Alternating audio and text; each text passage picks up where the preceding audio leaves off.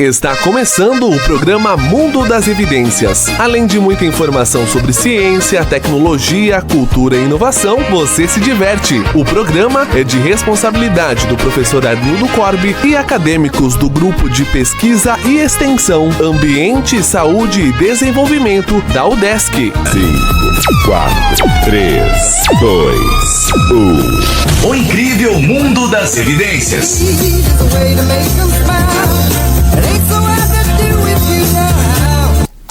Bem, amigos, estamos iniciando mais um programa O Incrível Mundo das Evidências. Habitualmente aos sábados, das 10 às 11, horário que vocês sempre nos acompanham e dão boas sugestões e sentimos-nos muito bem recompensados por tê-los em nossa audiência. Vocês podem acompanhar as nossas gravações, nossas produções no Instagram e no YouTube. O material fica lá, material para consulta. Todo o conteúdo que nós trouxemos aqui, ele procura ter um embasamento científico, tecnológico e também, eventualmente, a gente traz algumas palavras diferenciadas, né? De pessoas ali que traz uma visão diferente da gente ver o mundo. Então, a gente precisa disso também, né? Só a ciência não nos mantém vivo. Isso já está provado. Ciência, só ciência, né? Então, nós trouxemos hoje para falar sobre o tema, que é do Dia Mundial de Doação de Sangue, que é amanhã, ou do doador de sangue. Eu, inclusive, sou doador A positivo, se alguém precisar num certo momento, mas eu tenho um limite para doar, tá? Gente, não posso doar muito, né? É um pouquinho de cada vez, né? Tá? Então, a gente trouxe aqui, hoje, a doutoranda, prato da casa, ela que fez seu doutorado aqui na graduação, mestrado e agora doutorado aqui no curso de enfermagem da UDESC, Maíra de Oliveira. E ela vai falar um pouco sobre a sua pesquisa, que segue essa perspectiva da doação de sangue. Ela teve uma experiência profissional em terapia transfusional e agora está aí agregando, buscando mais valores e tentando melhorar, inclusive, técnicas e procedimentos, que é a área dela.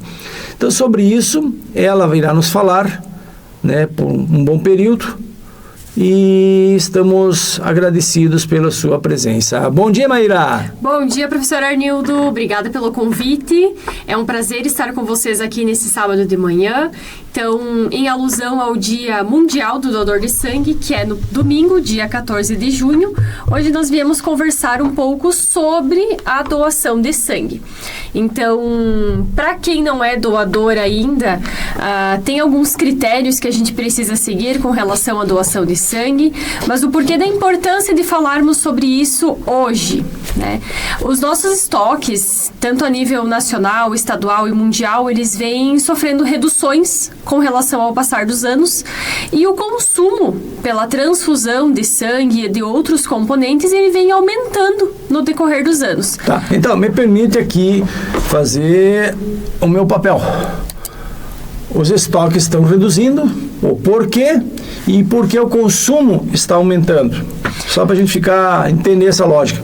Os estoques, eles vêm reduzindo anualmente de forma mundial, porque as pessoas, elas acabam contraindo mais doenças, muitas vezes doenças que são transmitidas sexualmente, e isso impacta diretamente na doação de sangue. E também... Quer citar doenças? Principalmente sífilis, que é o que transmite mais sexualmente e é o que impacta mais na doação de sangue. Aqui na nossa região, especificamente, nós temos uma carga viral de hepatites muito grande. Hepatite B. Então, isso também impacta na doação de sangue, porque pessoas que têm hepatite B, hepatite C, qualquer tipo de hepatite, na verdade, elas não podem ser doadoras de sangue. Então, isso também impacta nas doações, e o nosso consumo vem aumentando por quê? Porque as pessoas estão envelhecendo mais, diferente de um perfil que a gente tinha antigamente. Então, nós temos muitos casos de câncer aqui na região. O nosso hospital aqui, ele é um hospital de grande porte que atende esses pacientes. Agora, ok, depois você deixa... Eu só quero saber o seguinte, talvez muitos ouvintes, né, o porquê. Por que eles precisam de sangue? Qual é a frequência de sangue que os doadores precisam? Sífilis e hepatite. Qual a frequência de transfusões? Assim, é esporádico ou quando eles têm crises de uma infecção ou outra? A frequência que eles precisam? Ou é um momento único para funcionar o tratamento? Como é que é isso? Para fazer a doação, no caso, né? Não, para receber. Os receptores, ou qual a expressão utilizada? A sífilis e a hepatite B, elas não requerem de tratamento com terapia transfusional. O que a gente mais... o que compromete é a doação. O que compromete é a doação, exatamente. Tá. Esse é um fator que ele impacta nas doações de sangue. Tá. Mas com relação ao receptor de sangue, que é o paciente que recebe a transfusão, pessoas que são portadoras de sífilis ou de hepatites e outras doenças requerem pouca transfusão de sangue. Mas pacientes que têm câncer, pacientes que sofrem acidentes de trânsito, pacientes que têm outros tipos de doenças, eles acabam requerendo mais a transfusão de sangue e outros componentes na atenção hospitalar. E é por isso que os nossos estoques, eles não conseguem acompanhar a produção e o consumo. Porque cada vez mais nós temos acidentes graves, principalmente aqui na região, com pessoas que vão em estado gravíssimo para o hospital e dependem de muitas transfusões para poder salvar a vida. E também pacientes com câncer, com tratamento longo para câncer, leucemias e outras doenças que envolvem o sangue e que precisam de transfusões regulares de sangue e de outros componentes sanguíneos também. E a considerar também o fluxo migratório, né? Que isso aumenta também, né? E é uma necessidade maior de sangue num banco por eventuais problemas que essas pessoas venham a contrair, né? Tá? Um acidente que vem, você está aumentando, né, o número de pessoas nesse sentido. E curiosidades, tá? Nosso programa é isso, é curiosidade, depois você vai tratar a sua pesquisa. Quanto aos migrantes que chegam, é feito uma triagem deles enquanto potenciais doadores, ou como é que funciona isso? Porque nós sabemos, é sempre para batida a tecla. Eu sou doador, estou recebendo sempre aquela carteirinha, eu recebo, você é doador, não sei o que lá, você é doador, claro. E agora, a responsabilidade sobre os outros também, buscar mais gente, como é que se faz isso? Porque eu acho uma questão meio complicada, aquela velha apelação sempre. Tipo aqui na universidade, quando muitas vezes tem...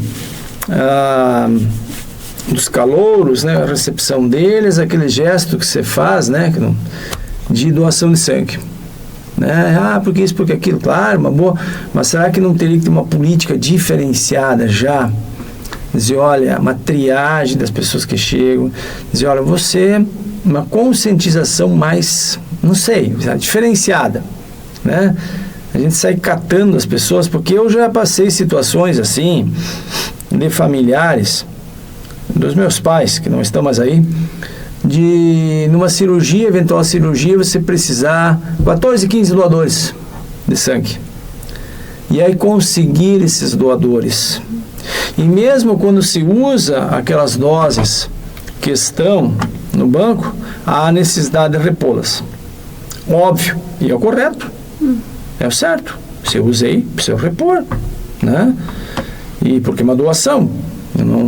Embora ainda existam algumas situações meio questionáveis sobre a venda do sangue, alguns locais ainda tem umas coisas assim, que é proibido, mas ainda existe, né? Então, nesse sentido assim, eu não sei se você tem acompanhado essas políticas, como é que elas estão sendo pensadas, nessa ampliação, que não seja catando as pessoas na rua e perguntando, olha, você é doador. Porque eu hoje entendo com uma certa obrigatoriedade. No meu entendimento, por mais que a doação é voluntária, né? Mas num dado momento eu posso precisar.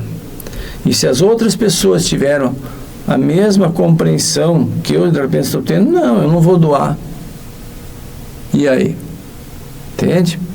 Então eu penso assim, se a pessoa tem tudo para doar e não quer doar, ela precisa pagar pelo serviço. Né? Meu entendimento, os ouvintes ali que estão me ouvindo podem até me criticar. Né? Olha, se eu tenho e não quero doar para uma outra, agora num dado momento eu precisar de sangue e não quero pagar, ora, por que os outros têm que doar para mim e eu não posso doar para os outros? Então pague o que tem que ser pago. Porque o custo dos exames, das análises é caríssima, né? Sim. Existe uma rejeição muito grande, né? Para falar sobre isso, né?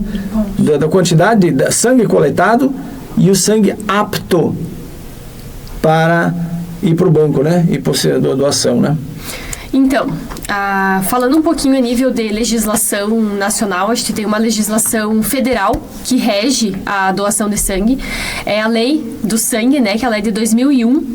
E lá na lei ela está bem explícita que a doação de sangue ela é um ato voluntário e altruísta. Então, devido a isso... O que é correto. O que é o correto. Altruísta, ou seja, eu tenho que pensar no outro. O altruísmo, né, os nossos ouvintes, o altruísmo quer dizer eu pensar no outro, diferente do egoísmo.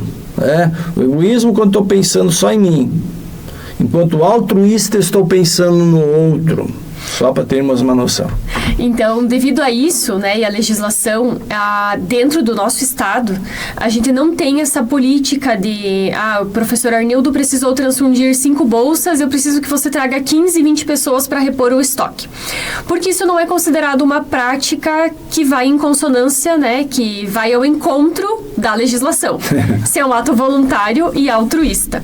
Muito bonito, então, na prática é bonito, né? Quer dizer, na teoria. O que a gente objetiva fazer dentro das instituições que trabalham com hemocomponentes, com o sangue e os outros componentes sanguíneos, é fazer isso que nós estamos fazendo aqui nesse momento.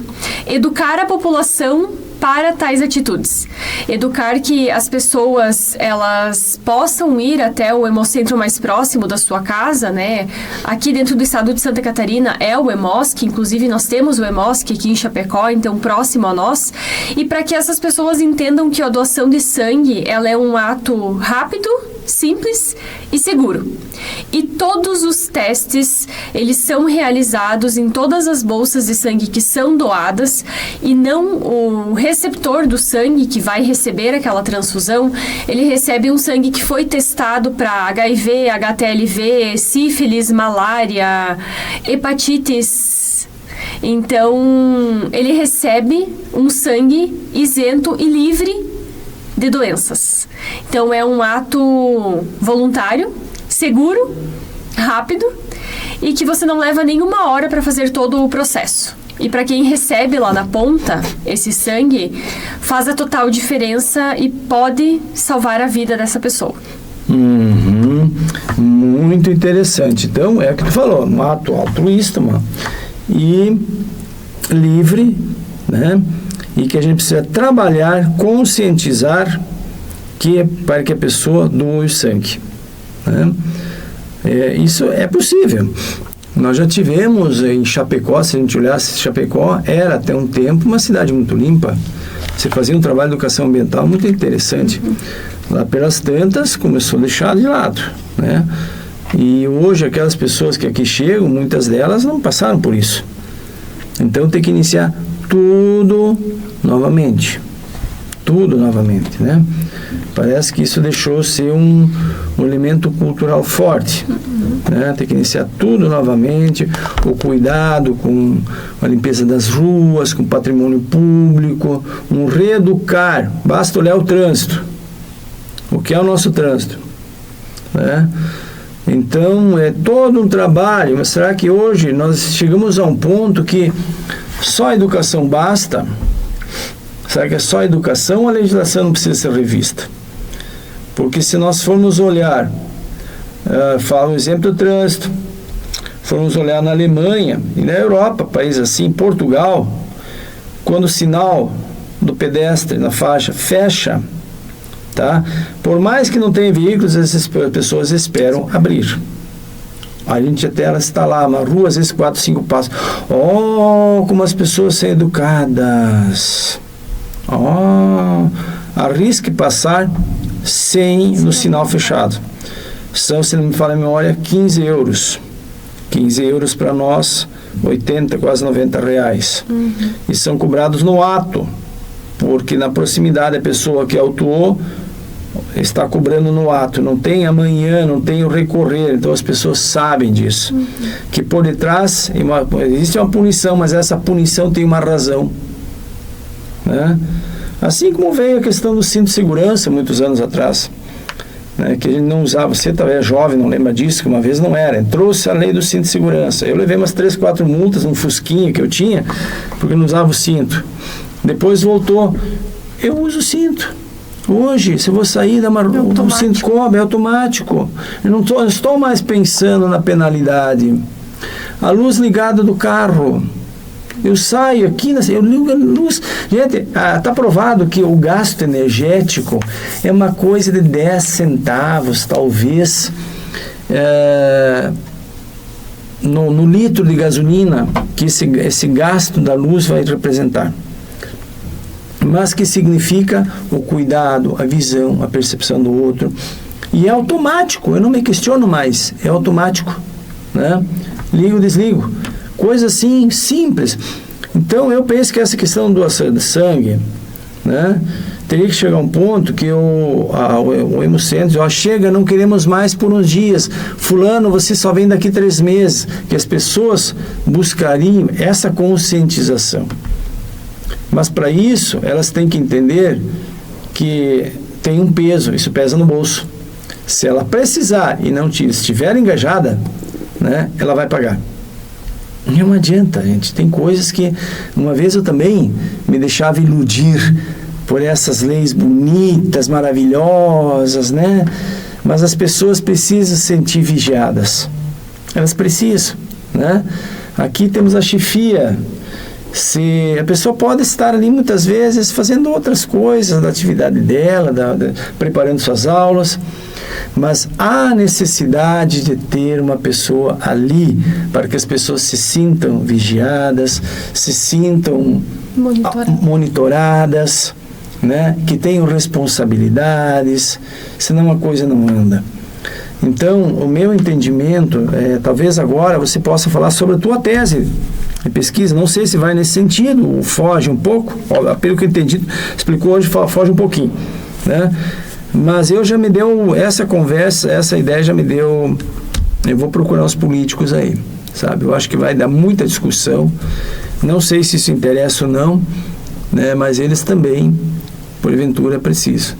Basta ver aquela vez quando foi o acidente da Chapecoense, que vieram jogadores para cá, outros, e se pisou sangue, se pisou isso, e tragédias sempre acontecem, né?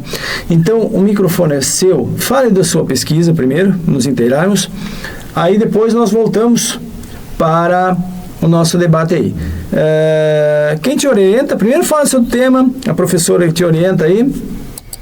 Então, o meu tema é segurança transfusional. Seu tema de pesquisa. Perfeito. Então, a minha orientadora é a professora doutora Rosana, que é professora aqui na UDESC, e a gente vem seguindo com o tema de segurança transfusional, então, desde o mestrado. O interesse surgiu por estudar esse tema quando eu atuava na área da terapia transfusional, e agora no doutorado eu persisti com essa temática. E o porquê estudar essa temática, estudar a segurança transfusional? Diariamente, em todos os hospitais, a nível municipal, nacional, estadual e mundial, muitos pacientes recebem transfusão de hemocomponentes. A transfusão de sangue, principalmente, ela é uma terapia que não é medicamentosa, mas ela é uma terapia médica e ela salva vidas mundialmente, diariamente, em todos os locais. E por mais que a gente tenha os testes que a gente faz na bolsa do doador de sangue e os testes que a gente faz na amostra do paciente também, tem alguns riscos que são inerentes ao processo da transfusão de hemocomponentes e que nós precisamos nos atentar enquanto profissionais da área da saúde que atuamos com essas transfusões e nos deparamos com isso diariamente na nossa rotina de trabalho profissional dentro das instituições hospitalares. Então, o objetivo da pesquisa é a gente melhorar cada vez mais a segurança da transfusão dos hemocomponentes com menores riscos para os pacientes que estão lá na ponta recebendo essa transfusão diariamente.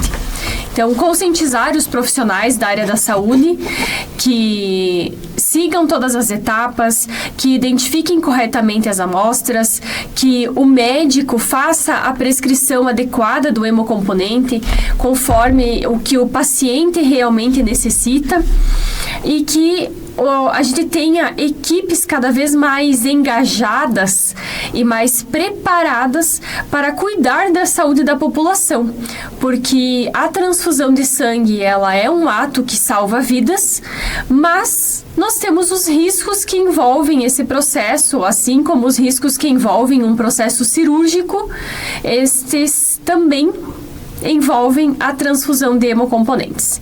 Então, a partir do momento em que nós temos equipes mais engajadas, equipes preocupadas com a segurança do paciente, nós conseguimos tornar o ambiente hospitalar um ambiente mais seguro e cada vez mais livre de riscos para os nossos pacientes.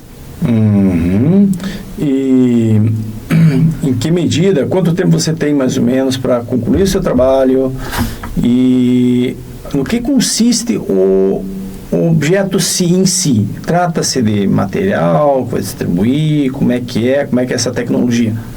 No mestrado, então, eu desenvolvi um checklist de segurança transfusional pensado em 3 etapas diferentes, voltado especificamente para os profissionais da área da saúde, como um instrumento de trabalho. No momento, até o momento, ele não foi aplicado, mas ele foi validado por profissionais que atuam no serviço de hemoterapia.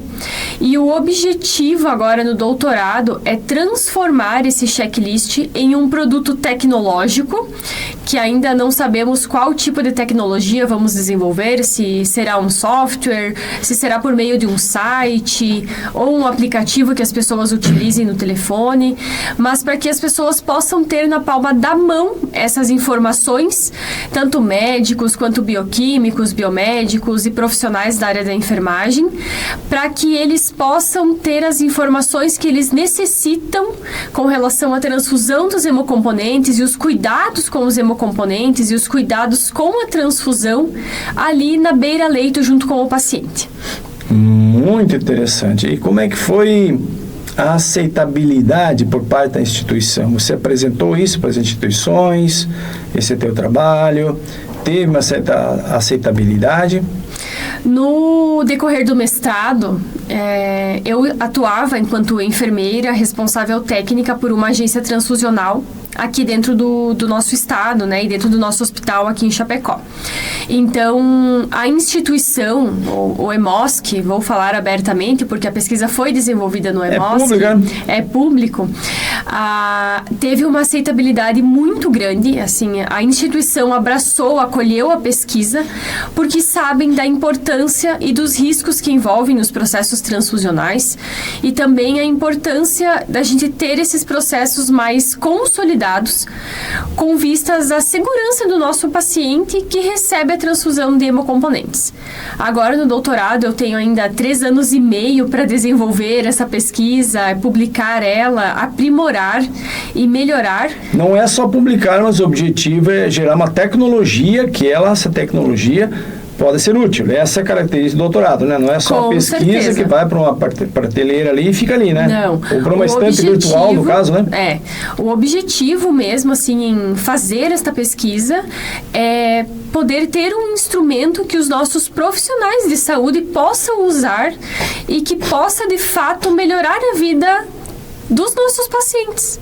O intuito é esse, né? A gente faz a pesquisa, a gente desenvolve isso dentro da instituição, mas o objetivo agora é a gente ampliar também essa pesquisa, não somente focada no serviço hemoterápico e dentro da agência transfusional, mas também voltada para os hospitais. Então, pensando em instrumentalizar, né? Trazer instrumentos para esses profissionais que muitas vezes são recém-formados, estão chegando no hospital, nunca se depararam com uma transfusão de sangue, para que eles tenham isso como um subsídio né, um apoio para eles, para que eles possam pensar na segurança do paciente e que não sejam cometidos erros nesse processo. E acontecem muitos erros? A nível nacional, nós temos dados que eles acontecem, em sua grande maioria, infelizmente, eles são por divergência, por descuido do profissional, tanto médico, quanto enfermeiro, quanto técnico de enfermagem, e que, infelizmente, às vezes, acaba culminando até com o óbito do paciente.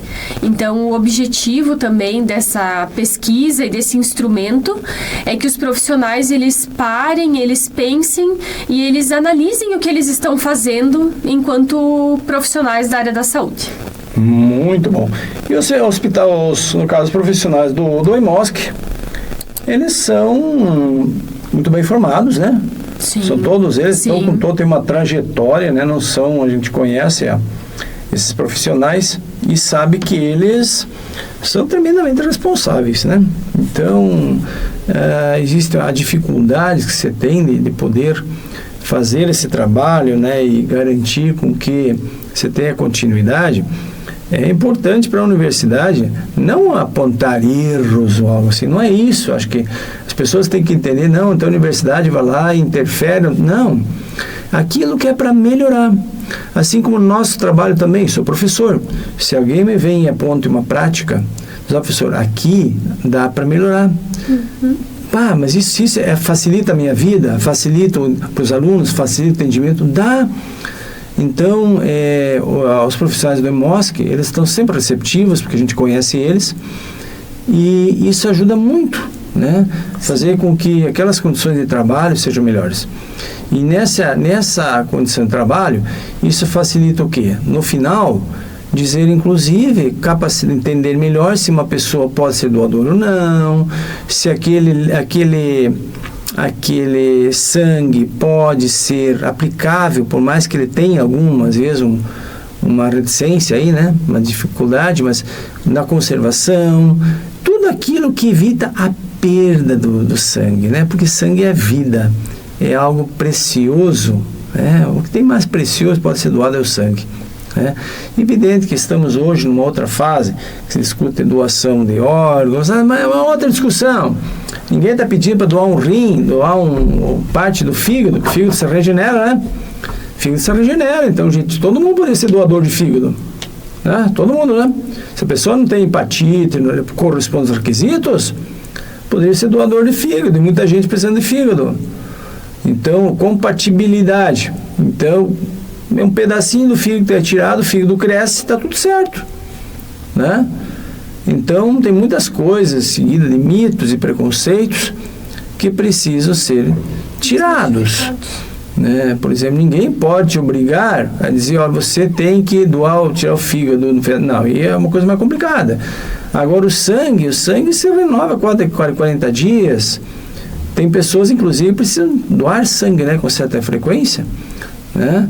Porque tem um excesso de produção de massa, uma doença, mas provavelmente não sei se pode ser utilizada essas células aí também, né?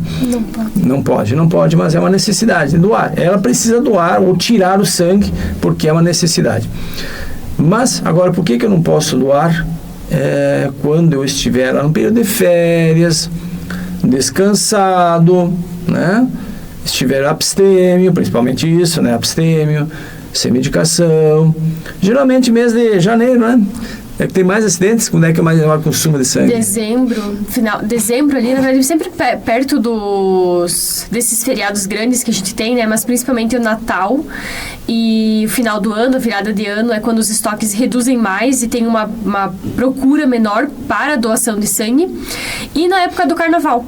No período do Carnaval tem muitos acidentes, muitas pessoas que precisam de transfusão e as doações e muitas vezes são pessoas que não participam diretamente do Carnaval, né? Eles estão simplesmente nas rodovias. Isso aí. E acabam sofrendo algum acidente. Ou insanos, aqueles que querem aproveitar a festa. E acabam necessitando, né?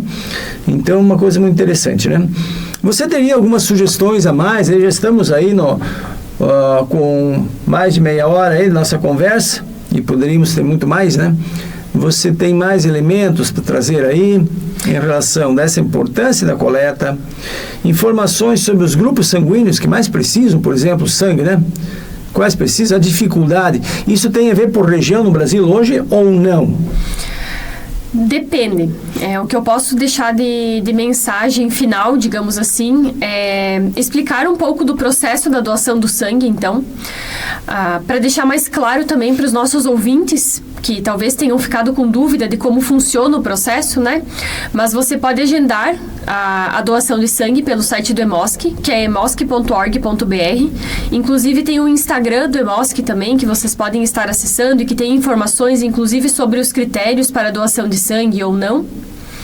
Então, um dos critérios, né, é ter entre 16 e 69 anos, pesar acima de 50 quilos, estar em boas condições de saúde e não estar fazendo nenhum tratamento oncológico ou outro tipo de tratamento que seja nessa linha terapêutica. O processo ele é muito rápido e é seguro. O doador ele chega até o Hemosc, ele vai ser feito um pré-cadastro. Após esse pré-cadastro, ele vai responder uma ficha que tem mais de 60 questões com relação aos hábitos de saúde dessa pessoa.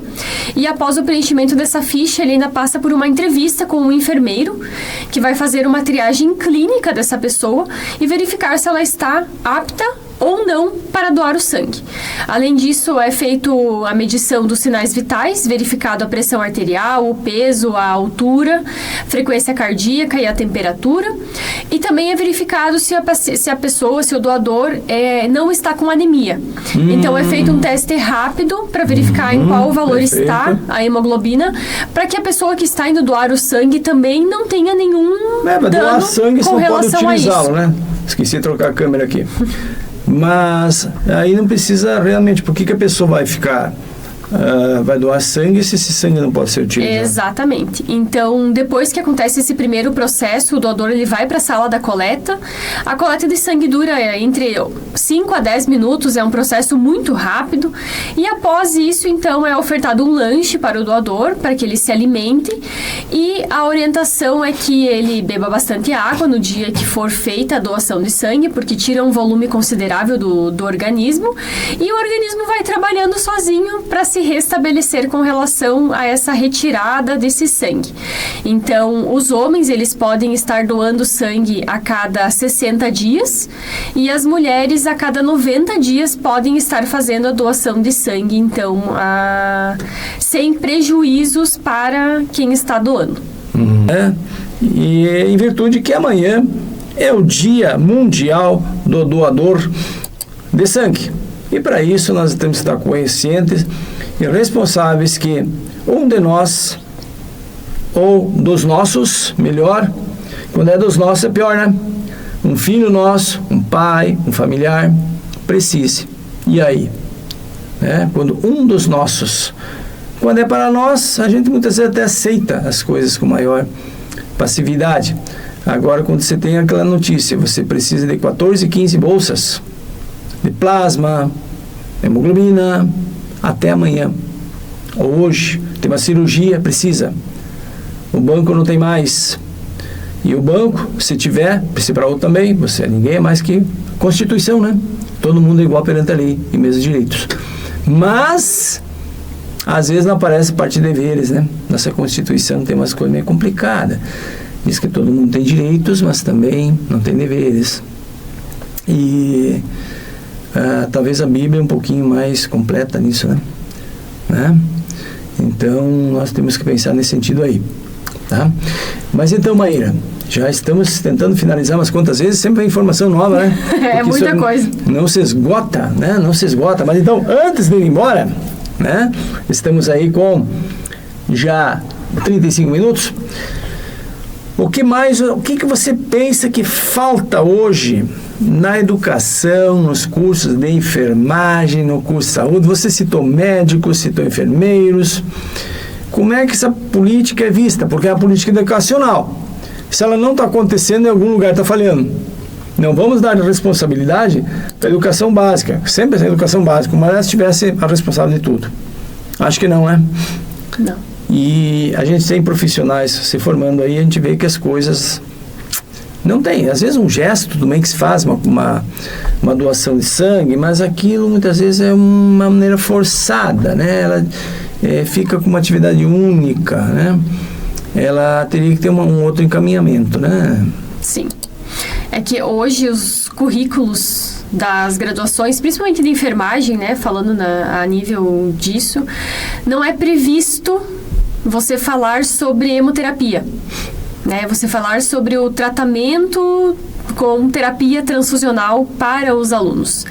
Então, aparece de uma forma pequena na inserção dos currículos. Você já pesquisou sobre isso? Já, em poucas disciplinas a gente tem isso, não tem essa inserção. Até eu mesma, quando fiz a graduação, eu nem lembro de ter sido conversado sobre transfusão de sangue. E isso que o nosso currículo aqui é bom. É bom, exatamente.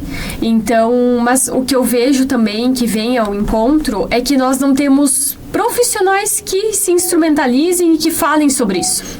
Talvez não fale porque não sabe. Exatamente. Então não falam porque não sabem. Você tem um processo cíclico. Olha, se eu não aprendi, eu vou falar do que não aprendi? Exatamente. Alguém vai ter que começar a falar um pouco que sabe, como você, como outros, e ir construindo grupos, pessoas com capacidade para falar. Exatamente. Capacitar esses profissionais de saúde sobre isso. Mudar, claro, Constituição, legislação, né? Mudar para isso, para ter um apoio, um respaldo, porque a questão educacional é importante, mas precisa ter uma responsabilização também, senão as pessoas não andam sozinhas. Conscientização, educação sem, não digo punição, sem uma responsabilização, e alguém precisa fazê-lo, e muitas vezes se fazer requer certa rigidez para isso, né? Isso vale para tudo, né? Uma educação no filho, se você não for rígido nas coisas, não sei se você tem filhos. Não. Ainda não, vai ter. Não. Então você vai ver que tem um momento que a gente precisa ser rígido. Não é não, sim é sim. Você vai fazer isso. Você vai até a panificadora buscar lá o pãozinho, tu quer ou não queira. Você vai fazer. A casa não é hotel, meu filho, né? Casa não é hotel, você vai limpar a casa, você tem suas funções, né? E assim é a sociedade. Na sociedade, temos nossas funções, nossos direitos, mas os deveres estão pegando, né? Tá faltando o dever. Tá faltando, né? Tem uma música que fala sobre tá faltando. Lembra qual é que é? Não lembro. Tá minha faltando. Memória não tá muito boa para isso. Tem uma, tá faltando amor na sua vida, também pode ser uma, né? Talvez essa, tá faltando amor na sua vida, pra finalizar, né? Só não lembro a autora agora, né? Tá faltando amor na sua vida. E isso tudo. Isso é pra mim e pra todo mundo. Sim. Né? Então, vamos lá, finalizar que você tem lá seus compromissos. E depois a gente preenche nosso horário com música e ficamos à disposição também dos nossos ouvintes aí. Usem as redes sociais. E vamos lá então. Uma mensagenzinha final. Final de semana. Primeiro, agradecer quem já é doador de sangue e que faz a diferença na vida das pessoas. E convidar, para quem não é doador de sangue ainda, que vá até o Hemosc mais próximo, que agende a sua doação, que faça parte desse voluntariado e desse ato, que uma doação pode salvar até 4 vidas. Isso. E convidar para o programa de amanhã, não? Com certeza. Vamos... Convidando para amanhã, então? Convidando para amanhã, então, para o programa e... Participe. Não, esse não dá. Esse é cortou que não é de manhã, mas a gente corta agora. Como vai ser gravado, né? Sim. Vai depois, né? Ótimo, perfeito. Foi falha técnica. Esse programa é ao vivo, como convidar para amanhã. Né? Acontece. Mas tá bom, então, amigos. Nós ficamos por aqui. Um forte abraço. Uma boa semana. Tá? Final de semana, um domingo que tá por aí. Ao que tudo indica, o clima tá bastante instável. Mas vamos descansar, né? Aproveitar esse tempinho, refletir bastante e pensar que a gente tem compromisso com as outras pessoas. É isso aí, né? É isso aí. Então, obrigada, professor, e um bom final de semana para todo mundo. Isso, e fiquem com Deus. Tchau, tchau.